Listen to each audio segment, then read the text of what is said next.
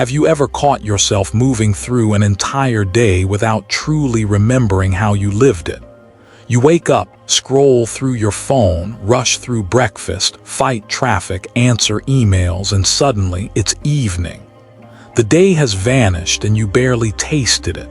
Most people live like this. We're present in body but absent in spirit. Life slips away in a blur of noise, and yet deep inside there's a quiet ache that whispers. Something is missing. That whisper is the seed of wisdom. And the very first step toward nurturing it is mindfulness. Mindfulness is not an exotic practice reserved for monks or mystics. It's not about escaping the world or locking yourself in silence for years. Mindfulness is simply the art of being awake, of seeing, hearing, tasting, and feeling life without being lost in the storm of thoughts. When you are mindful, you begin to notice the smallest details, the warmth of sunlight on your skin, the sound of wind brushing against the trees, the rhythm of your own breath. Suddenly, the world that once felt ordinary starts to shimmer with meaning. What you thought was just a routine moment becomes a doorway to insight. The Buddha once said that mindfulness is the path to the deathless. Why? Because the moment you are truly aware, you are no longer enslaved by habit, fear, or ignorance. You are alive, fully alive in a way that feels timeless. But here's the beauty. Wisdom does not fall from the sky. It doesn't appear in a single flash of lightning. It begins quietly, humbly, in the smallest moments of attention. Wisdom begins when you stop sleepwalking through life. Wisdom begins the moment you remember to wake up. Think about it. Every great transformation in history, whether of a single person or of humanity itself, began with awareness. You cannot change what you do not see. You cannot heal what you do not acknowledge. And you cannot be free from suffering until you first notice the chains. Mindfulness is that noticing. It's the gentle light that reveals reality as it is. And when you start to see clearly, the roots of wisdom begin to grow. This isn't just a spiritual idea. Modern science is now catching up. Neuroscientists show that mindfulness rewires the brain, reduces stress, and sharpens clarity. Psychologists find that awareness helps us break destructive habits and face emotions with courage. But beyond all research and data, there is a deeper truth.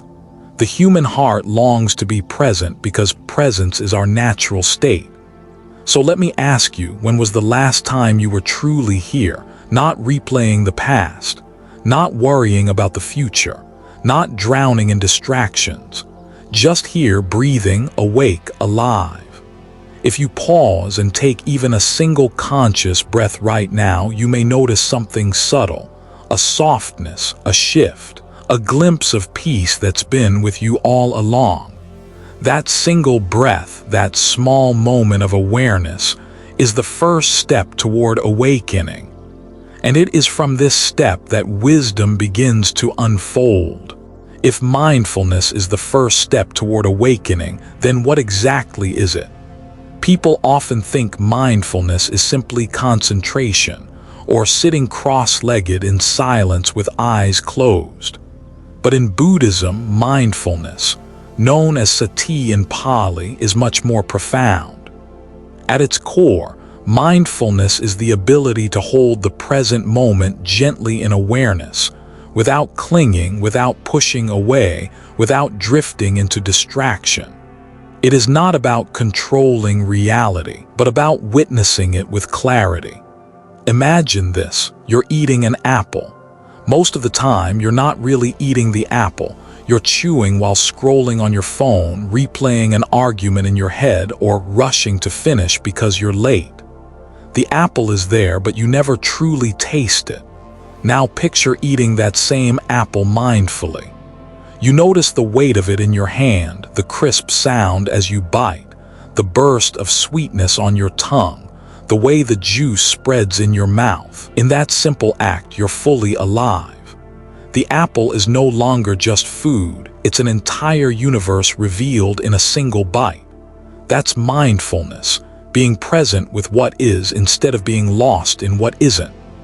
The Buddha described mindfulness as a faculty of remembering, not remembering the past, but remembering to return again and again to the reality unfolding here and now. The mind naturally wanders. It spins into fantasies, worries, regrets, but mindfulness calls it back, like a kind friend guiding you home. Zen masters often explain it in the simplest of words. When I eat, I eat. When I walk, I walk. When I sleep, I sleep. It sounds almost childish, doesn't it? And yet, in those few words lies the secret to wisdom. Because when you do one thing with full attention, you step out of confusion and into clarity. But let's be clear, mindfulness is not about freezing your mind, nor forcing yourself to think of nothing. The purpose is not emptiness for its own sake. The purpose is awareness. To see the flow of life as it is, changing, moving, impermanent. The Buddha taught the 4 foundations of mindfulness. Mindfulness of the body, mindfulness of feelings, mindfulness of the mind, and mindfulness of phenomena or reality itself. Together, these foundations give us a map to explore the inner and outer world. By watching the body, we see that it is fragile, subject to birth and death. By watching feelings, we realize they rise and fall like waves. By watching the mind, we discover its constant chatter and learn not to be enslaved by it. And by watching reality, we awaken to the deeper truths of impermanence, suffering, and non-self. Mindfulness, then, is not passive. It's not just sitting quietly and observing. It's an active, engaged awareness that allows wisdom to blossom. Every mindful step, every mindful breath is a seed planted in the soil of understanding. And here's the beauty. Mindfulness doesn't demand special conditions. You don't need a temple, a retreat, or even a meditation cushion to practice. The street, the kitchen, the office, all of them are perfect grounds for mindfulness. Washing dishes can be meditation. Drinking tea can be meditation. Speaking and listening can be meditation. The whole of life becomes sacred when you are awake within it. The danger is that we often confuse mindfulness with self-absorption. Some think it means focusing only on oneself, shutting out the world. But true mindfulness does the opposite. It opens us up. It makes us more sensitive, more compassionate, more connected. Because the more clearly you see your own mind, the more clearly you see the minds of others. So mindfulness is not just a practice. It is a way of being. A way of walking through the world with open eyes, an open heart, and an open mind. And once you understand what mindfulness truly is, a new question arises. Why is it so powerful? Why does this simple act of awareness become the very root of wisdom itself? Once we understand what mindfulness truly is, another question naturally arises. Why does it matter so much? Why do Buddhist masters throughout history say that mindfulness is the very root of wisdom? The answer lies in this simple truth. You cannot see clearly until you are present. Think of wisdom, or prajna, as the ability to see reality as it truly is, not as we imagine, not as we wish, but as it actually unfolds. Without mindfulness, our vision is clouded by habit, by desire, by fear. We are like someone trying to look into a lake on a windy day. The surface ripples, distorts, and hides what lies beneath. But when mindfulness is present, the waters of the mind grow calm. Slowly, the ripples settle. And in that stillness, what was once hidden comes into view. This is wisdom, the clear recognition of truth. The Buddha himself demonstrated this under the Bodhi tree. He did not achieve enlightenment through magic or through an external blessing. He achieved it by observing moment after moment, breath after breath, thought after thought, until the nature of reality revealed itself. Through deep mindfulness, he saw the truth of impermanence, that all things arise and pass away. He saw the truth of suffering, that clinging to what changes brings pain.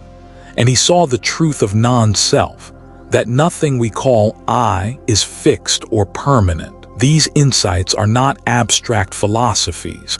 They are direct realizations born of mindfulness. Without awareness, the truths remain hidden. With awareness, they shine like the morning sun. And it's not just the Buddha.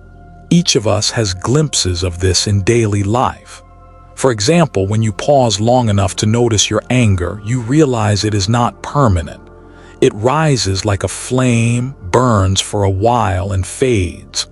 The moment you see this clearly, anger loses its power over you. That small insight that emotions are impermanent plants a seed of wisdom. Or imagine watching your own thoughts. At first, they rush endlessly, pulling you into stories, worries, fantasies. But with mindfulness, you begin to see that each thought is just that, a thought, nothing solid, nothing absolute. The more you watch, the more you understand, I am not my thoughts. That realization frees you from being trapped by them.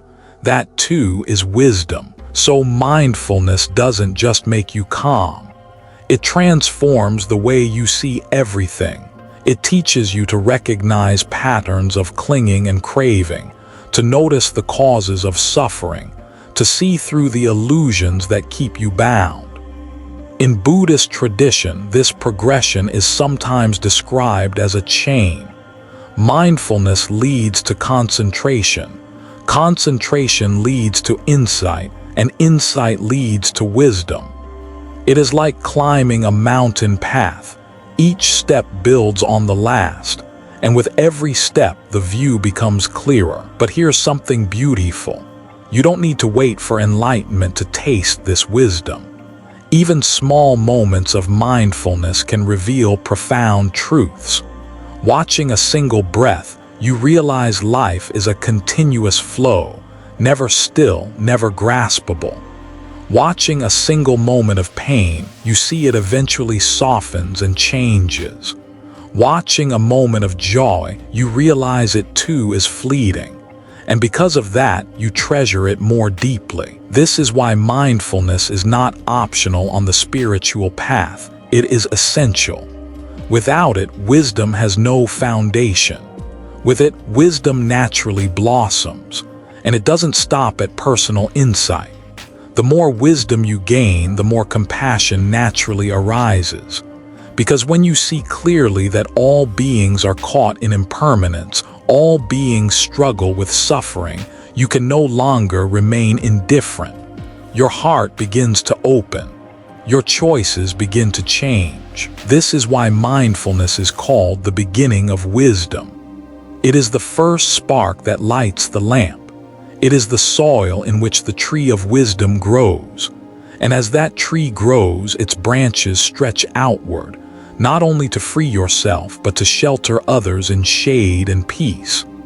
But how does this ancient teaching connect with our modern lives? In a world overflowing with science and psychology, what does mindfulness really offer us today? As it turns out, modern research has only confirmed what the Buddha discovered 500 years ago. For thousands of years, Buddhist masters have taught that mindfulness leads to clarity, compassion, and wisdom. But today, science has begun to explore what happens when we practice mindfulness, not just to the mind, but to the brain and body themselves. What researchers have found is remarkable. Mindfulness doesn't just feel good. It actually reshapes us from the inside out. Take the brain, for example. Neuroscientists discovered that regular mindfulness practice strengthens the prefrontal cortex, the part of the brain responsible for focus, decision-making, and emotional regulation. At the same time, it quiets down the amygdala, the region linked to fear and stress. In simple terms, mindfulness rewires the brain to make us calmer, clearer, and more resilient. One famous study at Harvard found that after just 8 weeks of mindfulness training, participants showed increased gray matter density in areas of the brain related to learning, memory, and emotional balance. Imagine that. Just by paying attention to your breath, your thoughts, your body, you are literally sculpting your brain. But it's not only the brain. Mindfulness also changes the body. Research shows that it lowers blood pressure, boosts the immune system, and reduces levels of cortisol, the stress hormone. In other words, mindfulness doesn't only bring peace to the mind, it brings health to the body. And then there's the field of psychology. Therapists now use mindfulness-based approaches to treat anxiety, depression, addiction, and trauma. Instead of trying to suppress or fight thoughts, mindfulness teaches patients to observe them with openness and curiosity. The result? Thoughts lose their power. Emotions soften. People begin to experience freedom, even in the midst of pain. But perhaps the most fascinating discovery is how mindfulness changes our perception of time. When we're distracted, life rushes past in a blur. Days slip away unnoticed. But when we are mindful, time seems to slow down. A single breath feels spacious. A single step becomes meaningful. Science calls this time dilation. Buddhism calls it awakening. Now, some might say, if science explains it, then mindfulness is just biology. But that misses the deeper point. Science can show us what happens in the brain. It can measure stress levels, brain waves, and chemical changes. But it cannot capture the inner transformation, the wisdom, the compassion, the sense of freedom that mindfulness brings. In this way, science and Buddhism are like two friends walking the same road from different directions. Science studies the outer effects. Buddhism explores the inner experience. And together, they reveal a simple truth. Mindfulness is not superstition. It is not faith without evidence. It is a practice that changes human beings, inside and out. Think about it. In an age of constant distraction, phones buzzing, screens glowing, thoughts racing, the ability to pause and be present has become revolutionary. If mindfulness were a pill, it would be the most prescribed medicine in the world. But the truth is, no pill can replace awareness. No technology can replicate presence. And the best part, mindfulness is free. It requires no equipment, no lab, no doctor's note. It asks only for your attention, right here, right now. So as science continues to validate what the Buddha saw beneath the Bodhi tree, we are reminded of something timeless. Wisdom does not belong to the past or the future. It belongs to the present moment. And the present moment is always within reach. But knowing this is not enough. To experience mindfulness deeply, it must leave the laboratory and enter our daily lives. And that is where the real journey begins. It's one thing to hear about mindfulness in ancient scriptures or scientific journals. But the real question is, how do we live it? How do we bring mindfulness out of the meditation hall, out of the laboratory, and into the raw, messy, beautiful fabric of everyday life? The truth is, mindfulness doesn't belong only to monks in robes or scientists in white coats. It belongs to everyone. And the practice doesn't require hours of silence or perfect stillness. It begins in the ordinary. Take something as simple as walking. Most of us walk while planning, worrying, or daydreaming. Our feet move, but our mind is miles away. But the moment you decide to walk mindfully, feeling each step, the contact of your foot against the ground, the rhythm of your body, you are no longer lost. You are here. And suddenly, walking is no longer a means to get somewhere. Walking itself becomes life. Or consider eating. How often do we eat while scrolling through our phones, watching television, or thinking of something else entirely? The plate is empty before we've even tasted what was on it. But mindful eating transforms a meal into meditation. You notice the colors, the textures, the flavors, the effort of countless hands that brought this food to your table. Gratitude rises naturally. Even a simple bowl of rice becomes sacred when eaten with awareness. Listening is another doorway. Most of the time, we listen only to reply. Our mind is busy preparing an answer, judging, or drifting elsewhere. But when you listen mindfully, something shifts. You give your full presence to another human being. You hear not just their words, but the emotions behind them, the silence between them. In that space of deep listening, connection blossoms. Even chores can become practice. A Zen story tells of a young monk sweeping the courtyard. Someone asked him, "Why do you sweep every day when the leaves keep falling?" The monk smiled and said, "I sweep not to clean the ground, but to clean my mind." What looks like an ordinary task becomes a profound meditation. Mindfulness in daily life is not about escaping the world. It's about entering it fully. It's about tasting the tea instead of rushing through it, hearing the laughter of a child instead of brushing it aside, feeling the breath that sustains you instead of taking it for granted. And here's the secret. The more mindfulness you bring into small moments, the more it transforms the bigger ones. Stressful meetings, heated arguments, difficult losses all become more bearable when touched with awareness. Instead of reacting blindly, you pause. Instead of being pulled by anger or fear, you breathe. In that space, wisdom has room to appear. You don't need perfection. You don't need to be mindful all the time. What matters is returning. Returning again and again, even if just for one breath. Like a lighthouse guiding a ship back to shore, mindfulness calls you home to yourself. And the more you return, the more natural it becomes. Slowly, awareness begins to weave itself into everything you do, walking, eating, speaking, working, even resting. Life itself becomes meditation. But if mindfulness in daily life is so simple, why is it so difficult to maintain? Why do we keep drifting away, pulled into distraction, swallowed by stress, lost in endless noise?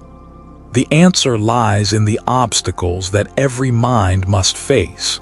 If mindfulness is so simple, just being present, why does it feel so difficult to sustain? Why do we keep getting pulled away, trapped in thoughts, swallowed by distractions?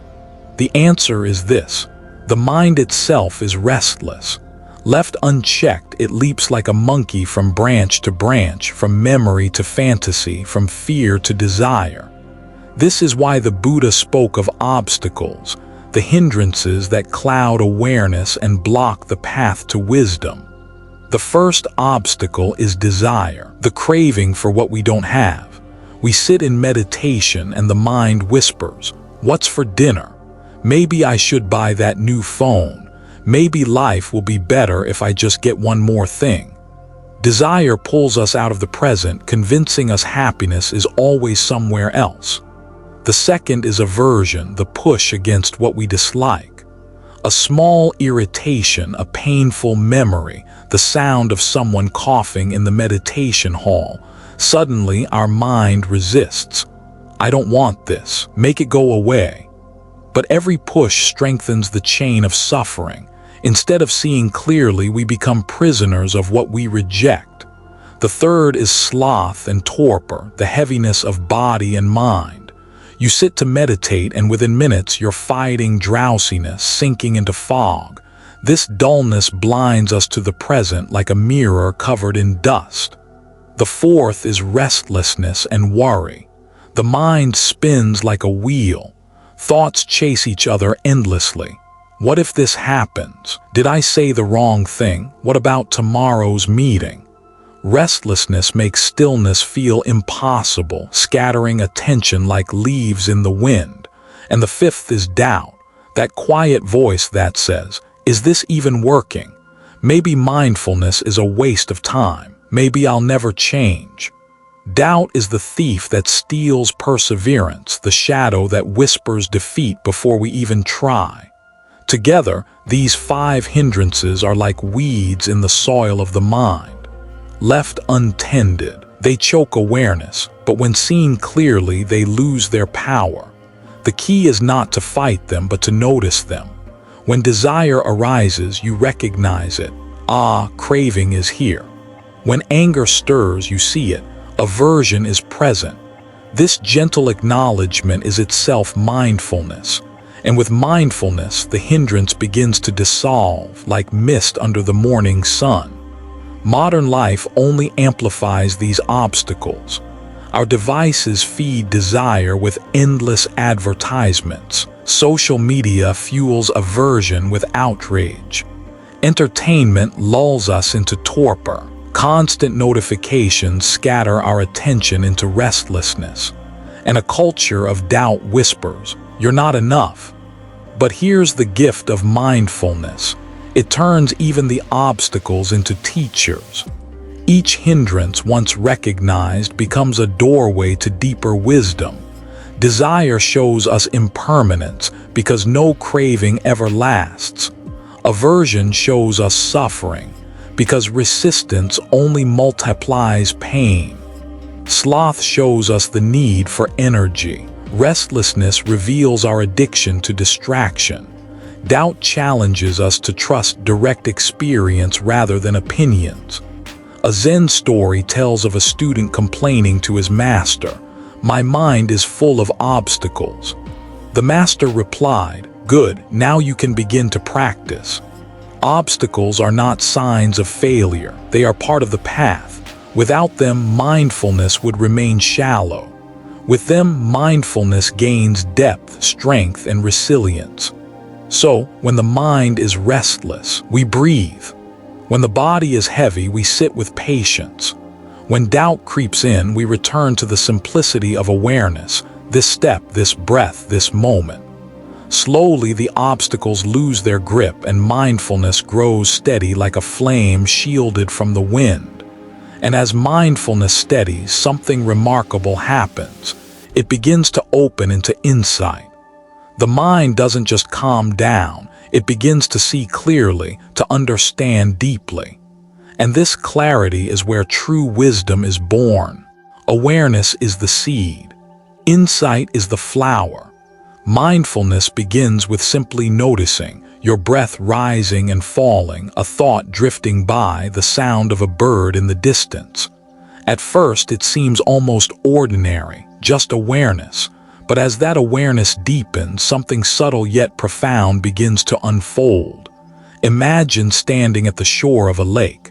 At first, the water is stirred by wind, clouded with ripples. You can't see beneath the surface. But as the winds calm and the ripples fade, the water clears. Suddenly, you see reflections, then stones at the bottom, then fish gliding silently below. What was always there is finally visible. This is the movement from awareness to insight. In Buddhism, this unfolding is called vipassana, clear seeing. It is the shift from simply being present to truly understanding the nature of experience. You don't just notice anger, you begin to see its impermanence. You don't just observe craving, you realize it can never bring lasting satisfaction. You don't just hear sounds, you see how they arise and pass without belonging to you.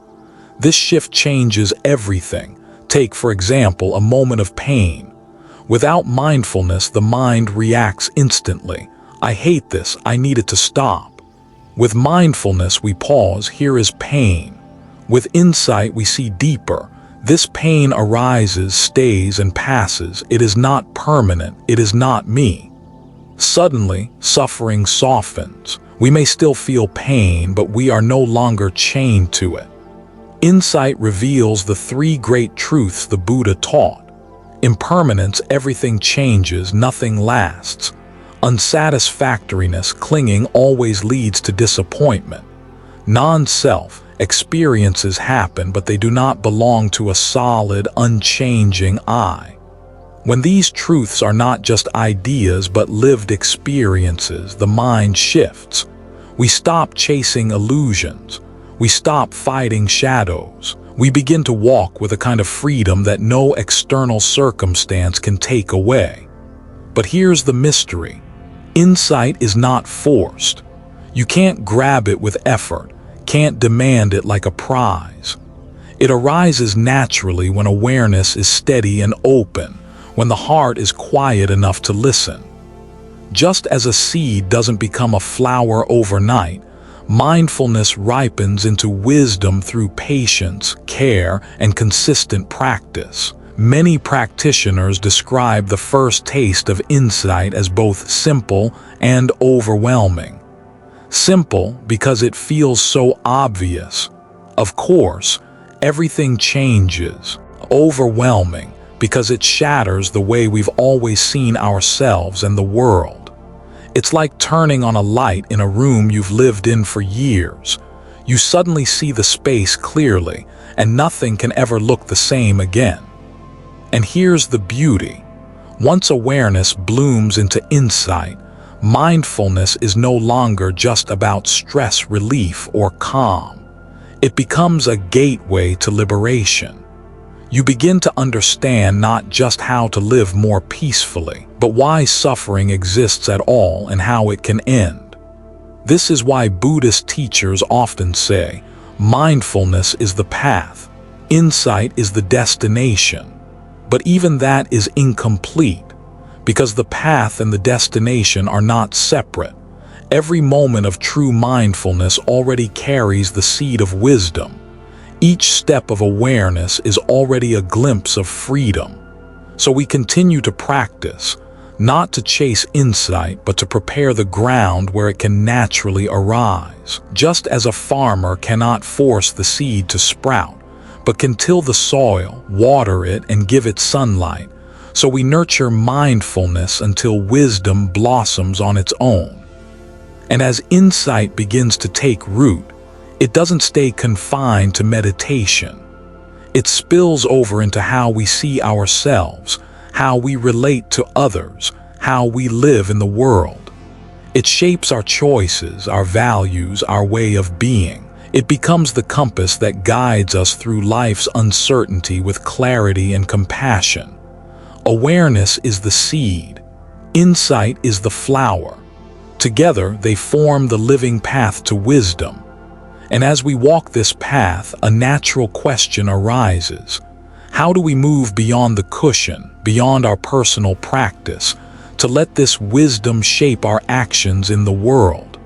How does insight transform the way we live, love, and serve? When awareness ripens into insight, something extraordinary happens. The heart begins to soften.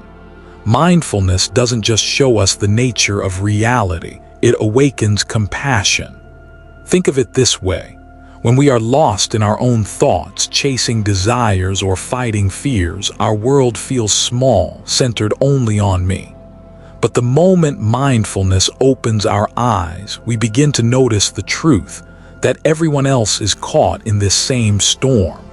Everyone longs for happiness. Everyone struggles with suffering. It is like standing on a mountaintop and suddenly seeing the vast landscape below. What once felt like a private burden is revealed as part of the shared human condition. And from this recognition, compassion naturally arises, not as a moral duty, but as a heartfelt response. The Buddha often compared mindfulness to a lamp that brings light into darkness. When that light shines on our own suffering, we see it clearly. When it shines on the suffering of others, we cannot help but care. True compassion is not pity, not superiority, but the simple wish. May this being be free from pain. May this heart know peace. Mindfulness makes compassion real because it keeps us grounded in the present. Without mindfulness, compassion can become just an idea, a noble concept we admire but rarely live. With mindfulness, compassion becomes embodied. In the way we listen, in the way we speak, in the choices we make each day. Consider a simple moment. Someone speaks harshly to you. Instinct reacts. How dare they? I'll defend myself. But with mindfulness, you pause, you notice your anger rising, your body tightening. And in that pause, you remember, this person is suffering too. Their harshness is not truly about me. It comes from their own pain. Instead of reacting with more anger, you respond with patience, maybe even kindness. That single mindful breath transforms conflict into connection. Science confirms what the Buddha taught long ago. Mindfulness and compassion are deeply intertwined. Neuroscience shows that when people practice mindfulness, the regions of the brain linked to empathy and care become more active. Studies reveal that mindful awareness not only reduces stress, but also increases generosity, forgiveness, and the ability to form meaningful relationships. But perhaps the most beautiful truth is this: compassion nourishes mindfulness, and mindfulness nourishes compassion. They are not two separate qualities, but two wings of the same bird. Awareness keeps compassion from burning out. Compassion keeps awareness from becoming cold or detached. Together, they allow us to fly toward wisdom. In Buddhist practice, this union is often cultivated through loving-kindness meditation, where one silently repeats phrases such as, "May I be safe. May I be peaceful. May I live with ease." Then the circle widens. May you be safe. May you be peaceful. May you live with ease. Then wider still to friends, strangers, even those we dislike, until compassion embraces all beings without exception. This is not sentimental. It is radical. To extend compassion even to those who hurt us, even to those we fear, is to break free from the cycle of hatred that traps humanity in endless conflict. And it begins with mindfulness. By staying present, we see not just appearances, but the tender truth beneath them. A smile, a tear, a harsh word, each reveals a heart longing for freedom from suffering. And when we truly see, compassion flows naturally, like water from a spring. Imagine a world where people met each other with mindful compassion, where conversations were not about winning arguments but about understanding, where leaders paused to breathe before making decisions, where families listened with presence rather than distraction. This is not a fantasy. It is the practical outcome of living with mindfulness and compassion. And yet, compassion is not always easy. Sometimes the world feels overwhelming. Sometimes we feel too broken to give. But mindfulness reminds us, compassion is not about fixing everything. It is about showing up moment by moment with presence and care. Even a small act, a kind word, a patient silence, a gentle smile, can ripple outward in ways we may never see. As the Dalai Lama once said, "If you want others to be happy, practice compassion. If you want to be happy, practice compassion." When awareness becomes insight and insight blossoms into compassion, the path of mindfulness begins to reveal its full power. We no longer practice just for ourselves, we practice for the world. And this brings us to a natural question. How do we keep walking this path? How do we sustain mindfulness and compassion, not just in moments of inspiration, but through the difficulties and distractions of everyday life. Wisdom is not meant to stay on the meditation cushion. It is meant to be lived. Mindfulness begins as a practice of awareness, watching the breath, noticing the mind, softening the heart. But its true power is revealed when it seeps into the way we live, moment by moment, choice by choice. This is what it means to live with mindful wisdom. Imagine walking through a crowded city street. The noise, the rush, the endless advertisements pulling at your attention. Without mindfulness, you feel scattered, restless, maybe even numb. But with mindfulness, the same street becomes different. You notice the sky above the buildings. You feel your footsteps against the ground. You see faces not as obstacles but as human lives, each carrying their own joys and struggles. The world hasn't changed, but your way of being in it has. This is mindful wisdom, to live with clarity instead of confusion, compassion instead of indifference, freedom instead of habit. In Buddhism, wisdom is not simply knowing facts. It is seeing reality directly. It is the deep understanding that all things are impermanent, that clinging leads to suffering, that life is interconnected beyond measure. When these truths are not just intellectual ideas but lived experiences, they shape the way we respond to the world. For example, when we understand impermanence, we treasure what we have without clinging to it. A conversation with a friend is no longer taken for granted. It is precious because we know it won't last forever. A flower in bloom is not just beautiful but sacred because we see its fragile impermanence. When we understand suffering, we stop running from it. Instead, we face it with courage. We see that pain, whether physical or emotional, is part of the human journey. And because we know this, we grow patient with ourselves, with others, with life. When we understand non-self, we stop being trapped in endless ego battles.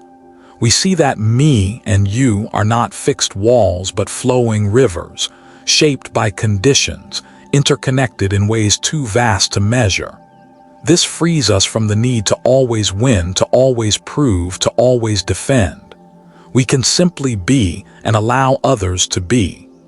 Mindful wisdom is not about retreating from the world but engaging with it more fully.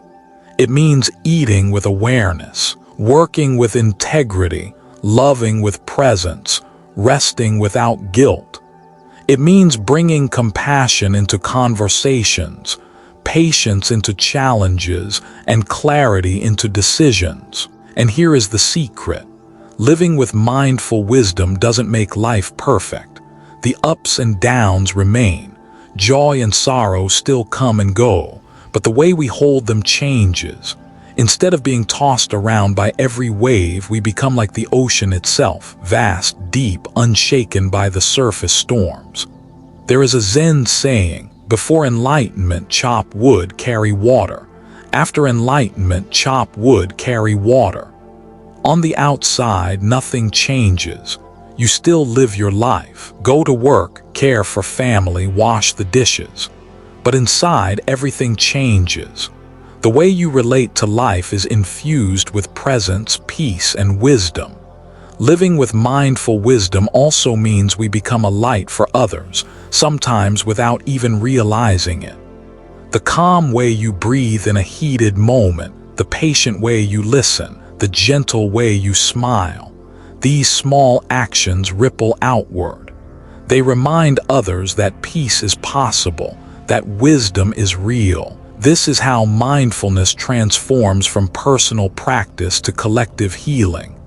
One mindful person can change the energy of a family. A mindful community can change the culture of a workplace. A mindful generation can reshape the world. But this way of living does not happen overnight. It requires intention, practice, and above all, patience. The journey of mindfulness is not a straight road. It is a spiral, circling back again and again. each time with a little more clarity, a little more depth. And the beauty is you don't have to wait until you are perfectly wise to live with mindful wisdom. You begin here now with this breath, this step, this choice. Slowly, like a tree growing quietly in the forest, wisdom takes root in your daily life until one day you realize this is not just something you practice. This is who you have become. Living with mindful wisdom is the flowering of the path. It is the moment when awareness, insight, and compassion converge into a way of being, free, grounded, luminous. And now, as this journey nears its close, there is one more step to take. A final reflection, not as an ending, but as a reminder of the beginning. For the path of mindfulness and wisdom is not a story that concludes. It is a life that unfolds endlessly, moment by moment, breath by breath. Every journey has a beginning, and often the most profound journeys begin not with a grand step, but with something so small, so simple that we almost overlook it. For mindfulness, that beginning is a single breath. Think about it. Right now, in this moment, your breath is here, rising, falling, without effort, without demand. It has carried you from the moment you were born, and it will carry you until the very last moment of your life. The breath is always present, always faithful, and within it lies the doorway to wisdom. When we began this exploration, we asked, what is mindfulness? Why does it matter? We discovered that mindfulness is not an escape from life, but a deeper immersion into it. It is the art of being fully awake to this very moment, instead of being lost in the past or pulled into the future. We've seen how mindfulness ripens into insight, how it awakens compassion, how it helps us meet obstacles with patience, and how it transforms ordinary living into a path of wisdom. And yet all of this, every teaching, every practice, returns to something simple: one breath, one step, one moment of awareness. The Buddha once said, "Do not dwell in the past, do not dream of the future. Concentrate the mind on the present moment." This is not just advice, it is liberation, because the present moment is the only place where life actually happens, the only place where peace is possible, the only place where awakening can be found. Living with mindful wisdom is not about perfection. It is not about never being distracted or never feeling pain. It is about returning again and again to presence, falling asleep and waking up, losing awareness and finding it again. Each return is the practice. Each return is the path. And the beauty of this journey is that it never ends. Mindfulness is not a goal to be checked off, but a way of living that unfolds endlessly. Whether you are meditating in silence, walking through a busy street, sharing a meal with loved ones, or facing the hardest challenges of your life, mindfulness is there, waiting for you to remember. Just one breath away. Perhaps that is the greatest wisdom of all. That awakening is not distant, not reserved for saints or sages. It is available here now to anyone willing to pause, breathe, and pay attention. So as this exploration closes, let it not be an ending, but a reminder. The journey of mindfulness and wisdom begins not in books or lectures, not even in these words, but in your own direct experience. In the breath you are taking right now. One breath, one moment, one life lived with awareness. And as you continue step by step, breath by breath, may your path be steady. May your wisdom deepen. May your compassion grow boundless. For the journey of 1,000 miles, the journey to awakening always begins with a single breath. If these reflections have touched your heart, let this be only the beginning. Mindfulness is a journey that unfolds breath by breath, and together we can keep walking this path of wisdom and compassion. If this resonated with you, I invite you to subscribe to Zen Buddhism Wisdom. Here, you'll find more teachings, more stories, and more reminders to return home to the present moment. May each video be a gentle companion on your path, helping you pause, breathe, and see more clearly. Thank you for sharing this moment of practice. Until next time, may you be safe, may you be peaceful, and may you walk with awareness in every step.